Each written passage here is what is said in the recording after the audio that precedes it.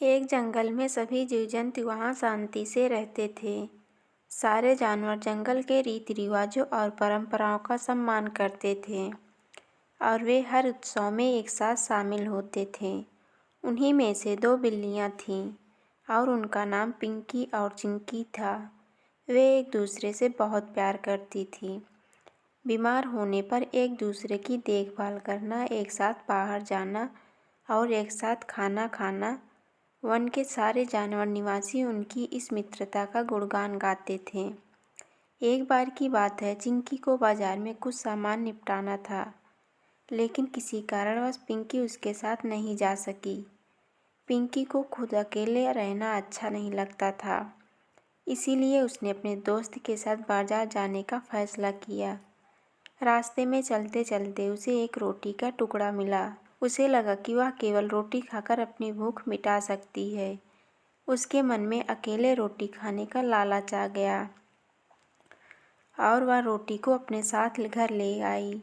जैसे ही वह रोटी के टुकड़े को काटने वाली थी, चिंकी वहाँ आ गई।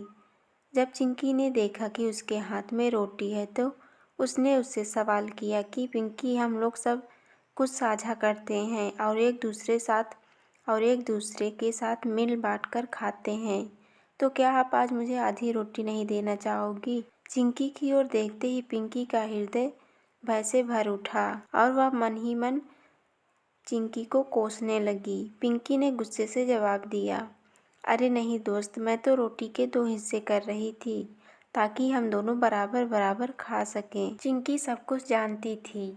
लालच उसके दिमाग में घुस गया था, लेकिन उसने कुछ नहीं कहा क्योंकि पिंकी को ही रोटी मिली थी। उसने उसे कम देने का फैसला किया। चिंकी शिकायत करने लगी कि रोटी के टुकड़े बांटने में उसे रोटी कम मिली है। फिर भी चिंकी ने कहा कि रोटी बराबर रूप से बांटी गई। इस बात को लेकर दोनों में झगड़ा हो गया और बात धीरे धीरे पूरे जंगल में फैल गई। उन दोनों को लड़ते देखने के लिए जंगल का हर जानवर रुक गया।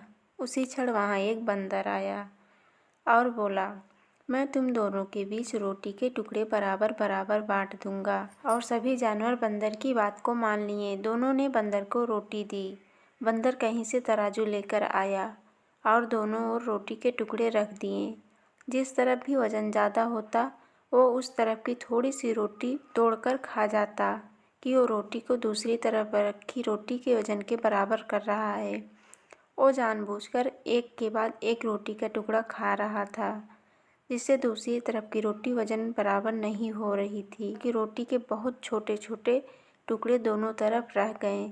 जब बिल्लियों को पता चला कि रोटी बहुत कम है, तो उन्होंने शिकायत करना शुरू किया कि वे अपनी रोटी के टुकड़े वापस चाहती हैं। बची हुई रोटी हम आपस में बांट लेंगे। उसके बाद बंदर बोला कि हे भगवान, तुम दोनों बहुत शातिर हो। क्या तुम मुझे मेरे सारे परिश्रम का फल नहीं दोगे?